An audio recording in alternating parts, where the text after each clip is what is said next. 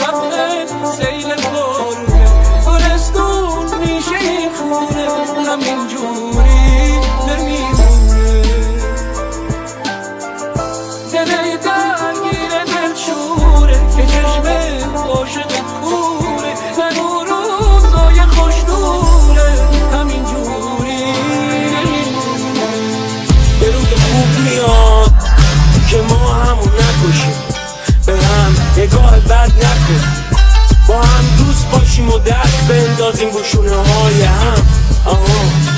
مثل بچگی ها تو دبستان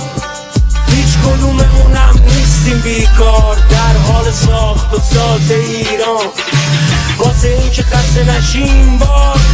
من خشت میذارم تو سیما بعد این همه بارون خون بالاخره پیداش میشه رنگین کمون دیگه از سنگ ابر نمیشه آسمون به سرخی لاله نمیشه آب جون مؤذن اذان بگو خدا بزرگه بلا به دور مامان امشب واسمون دعا بکن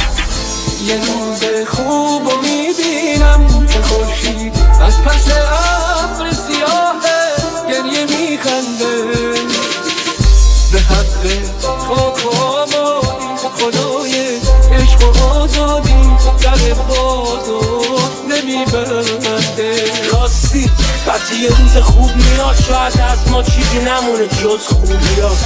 ناامن و خراب نیست همه چی امن و امان کرما هم قلقلکمون میدن و میشیم شادروان آسمون ره چه قشنگه کنار قبل سبز چمنه هیچ مغزی نمیخواد دره فقط اگه سبز داشته باشی دست اجنبی کوتاست از خاک نگو کوتاه فردا اگه نبودم میخوام که قول بدی